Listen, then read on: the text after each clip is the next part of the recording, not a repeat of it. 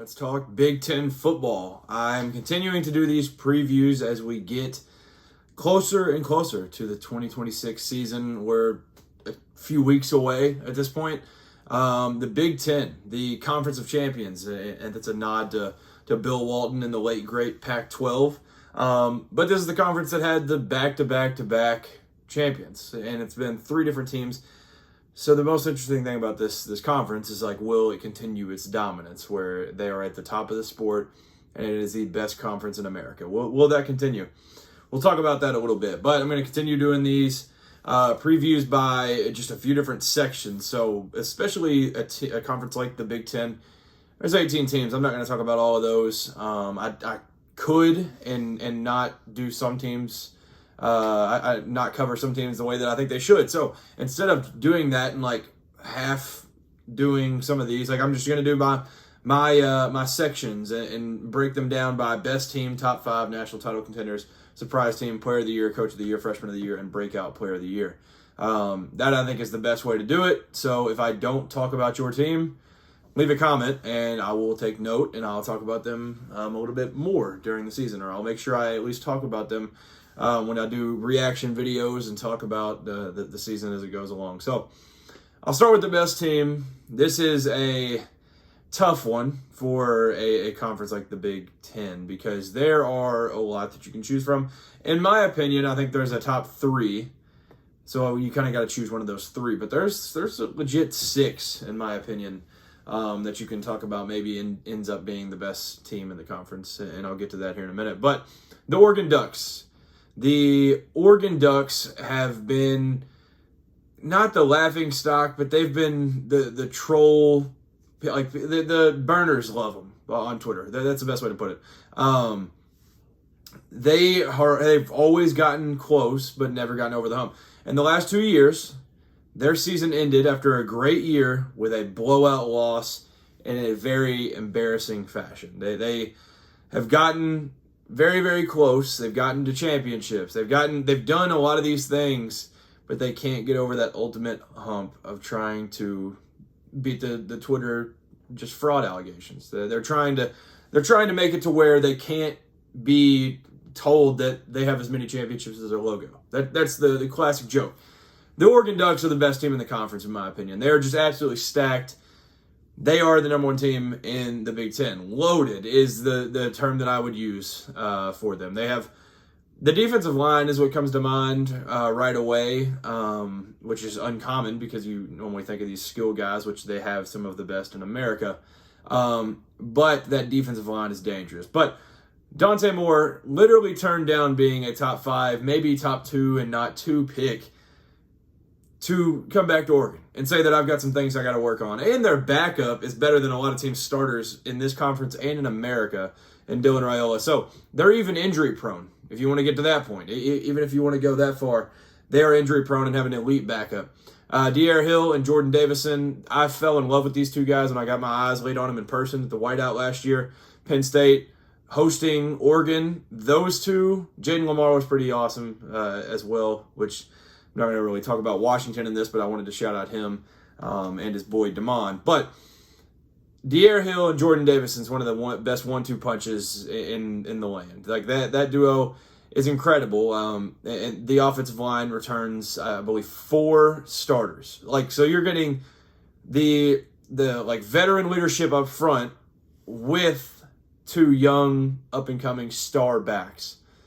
Doesn't get much better than that when it comes to the offense. The wide receiver room is going to be absolutely awesome. In my words, I said it will rock. DeCorian Moore, Jeremiah McClellan, Evan Stewart, Iverson Hooks, true freshman Messiah Hampton. New OC in DC is going to be a little bit interesting, and that maybe changes some things, but it's Dan Lanning. He's gone through this before. He'll go through it again. This is nothing. And both of those, the OC and DC were, I believe, both co-OC in DC when they were there. I think. Don't quote me on that. But they're replaceable. Dan has done this before. I know that I think Tosh Lapoy and Will Stein will both do an amazing job at their respective school. But the new OC in DC, it's a thing, but it's not really a thing to me. It's not a huge deal. they're going to be loaded, and you better not try to throw deep because they're going to have some weapons on the back end as well. They get Coy Parrish in the portal, and he's going to be a ton of fun too. So Oregon is just absolutely stacked across the board. This has felt like it's the year that it's built for, in my opinion. Like, this is the Dante comes back. Like, you've got the seasoned quarterback. You've got all the talent back where you've had Evan Stewart battle injuries and stuff. You've got a bunch of the linemen back. And, like, it feels like this is the culmination of everything all at once. And this is the year that it's supposed to happen for Oregon. Number 2, the Indiana Hoosiers. Curt Cignetti. That, you can just about end it there. That's about it. That's all you have to say for him. But Curt Cignetti just wins ball games. That's all he does. That's all he knows how to do. Doesn't know how to do anything else. He wakes up, sleeps, drinks, and eats, I think, and then wins football games. And that's all he does. When asked on Pardon My Take what it's going to be like to be the hunted now instead of the hunter, all he said was, I bought a bigger gun. He's the king of quotes. And he added another one to that. Defending national champions, and they brought back essentially their entire staff. So that is one of those things that you're just like, okay, well, they're not missing a step there. Bringing over Josh Hoover reminds you a little bit of Fernando Mendoza when he was coming in, where it was like there was a little bit of turnover issue, and there's these hesitancies that you have with him. He's gonna be just fine. People say turnover is his middle name.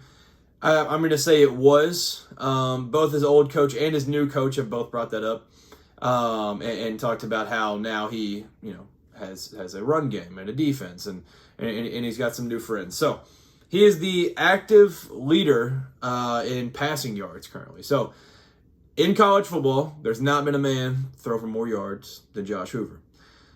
Turbo Richard, Kobe Martin, Lee Beebe, all dogs. And then maybe my favorite 1-2 punch in the receiver room and in the entire country with Nick Marsh and Charlie Becker. 2 dogs, 2 absolute elite receivers.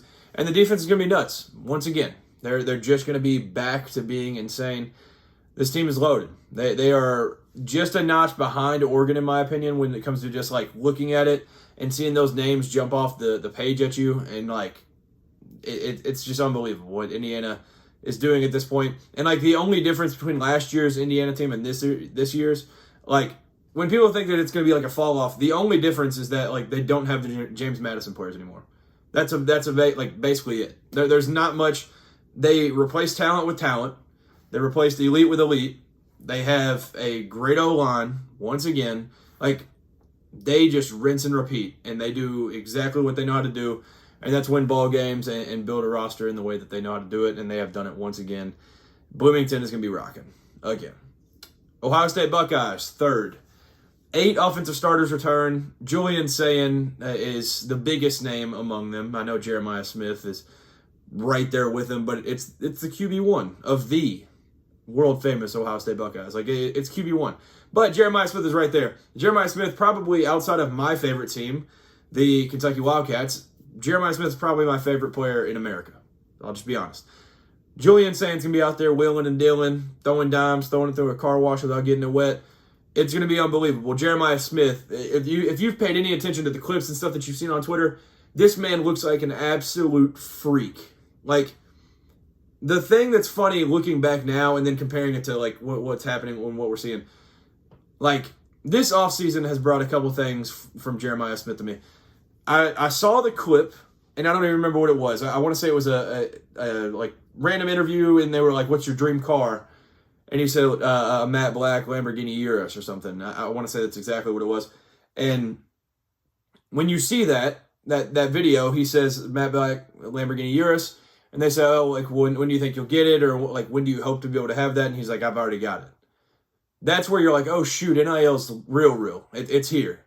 But it doesn't make these kids lazy. Like Jeremiah Smith has developed and grown year after year, day after day, and he is just an absolute star. And he looks as big as anybody on the team, and he's as quick, and he's just getting into where his prime is, and that's terrifying because he's not far from breaking a lot of Ohio State records at maybe wide receiver U. It's unbelievable.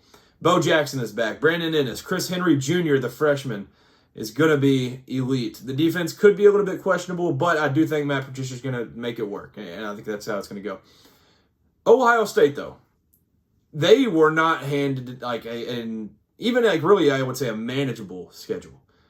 You're going to have to be the elite of the elite to go like 10-2 with this schedule. The Buckeyes play at Texas, at Indiana, at USC, Oregon at home, and Michigan at home. That's 5 teams that, in my opinion, can beat you. Will they? Probably not. I feel like Ohio State probably goes like 3-2 in those games. Michigan, Oregon, USC, Indiana, Texas, those teams can match you. They can go band for band with you if you want to talk stars and talent and all of that. Like, maybe out of high school, Ohio State's got all those teams beat.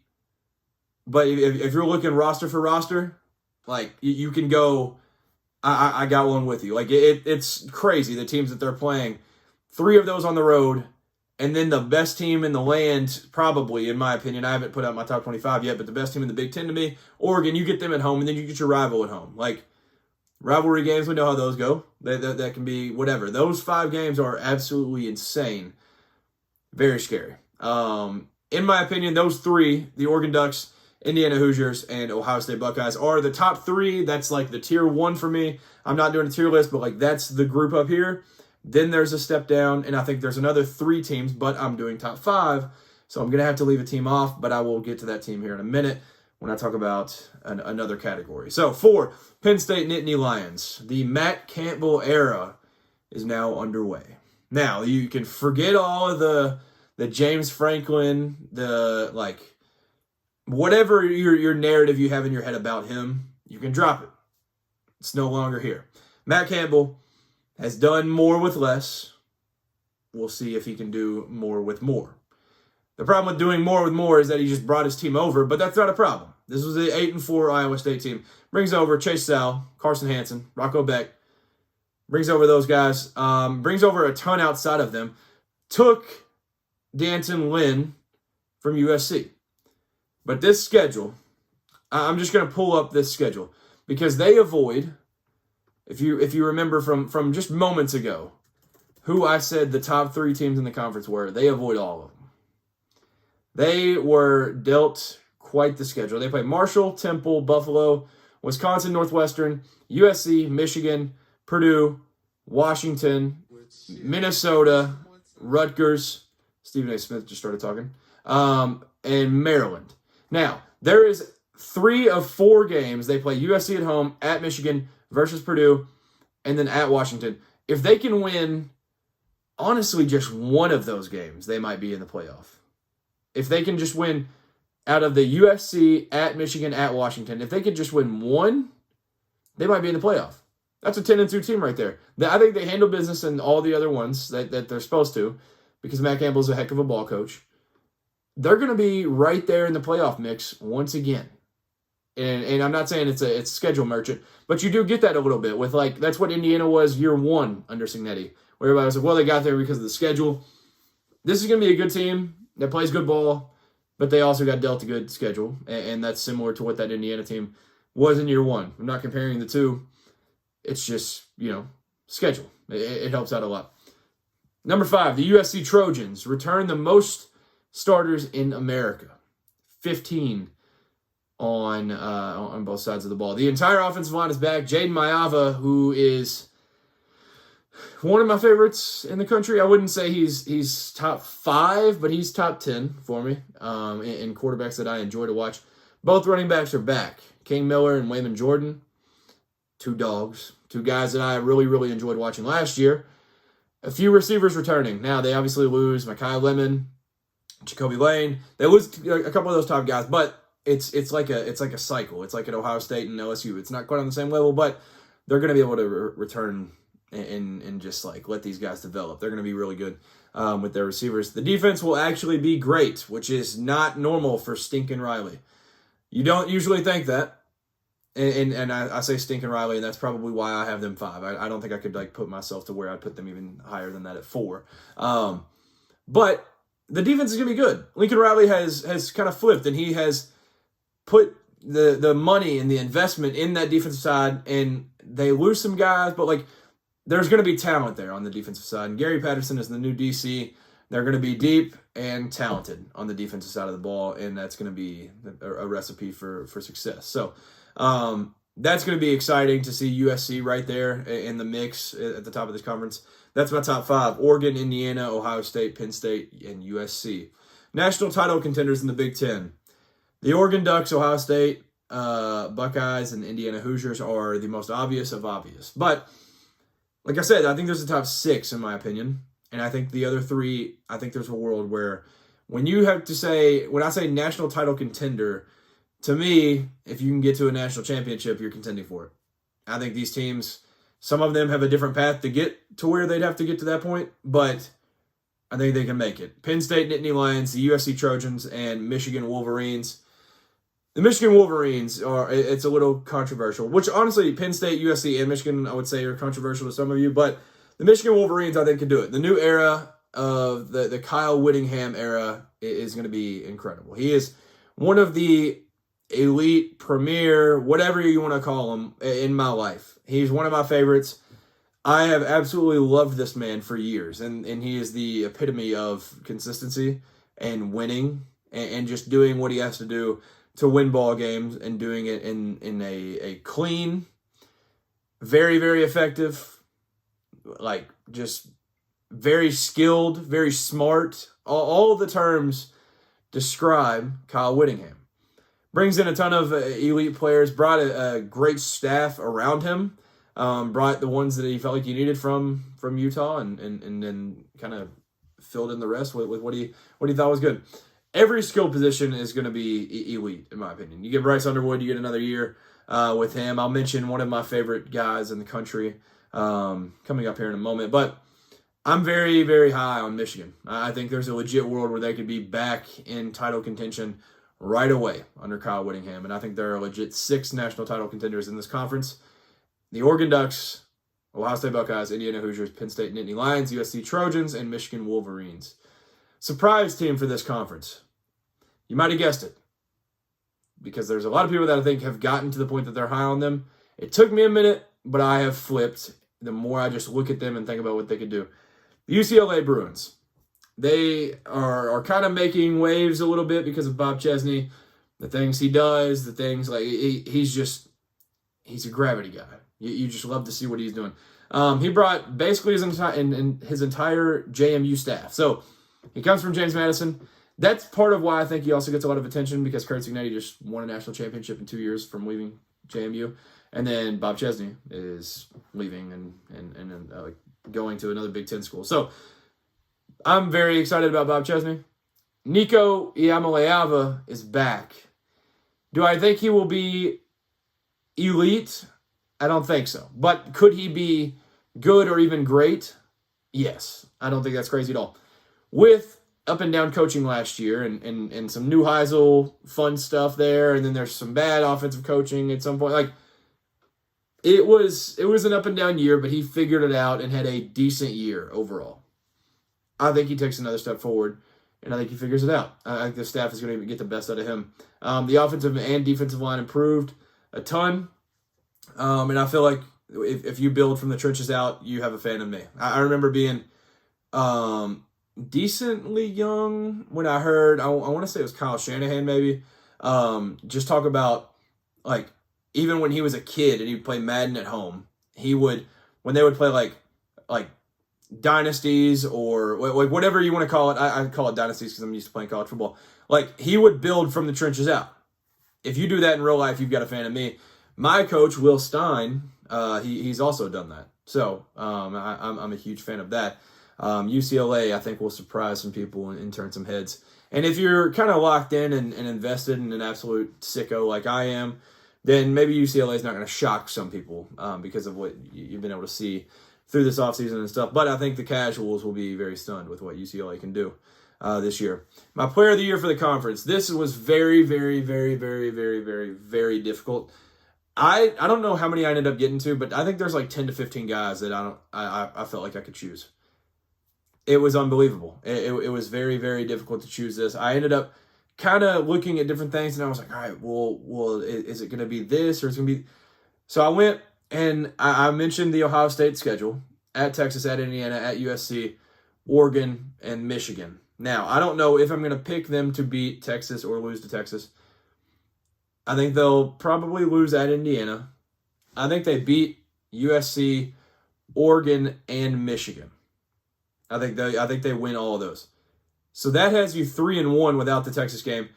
If you go 10-2 with your losses being at Texas and at Indiana, you're going to be like a top 8 team still, I'm going to guess. Julian Sayin is my player of the year. If you are on a team and you've led a team that is that good, 10-2 with that schedule, you're going to be okay. And I almost went Jeremiah Smith. It's just hard for me to see them give it to a receiver. I think Jeremiah Smith's going to be the best receiver in the country.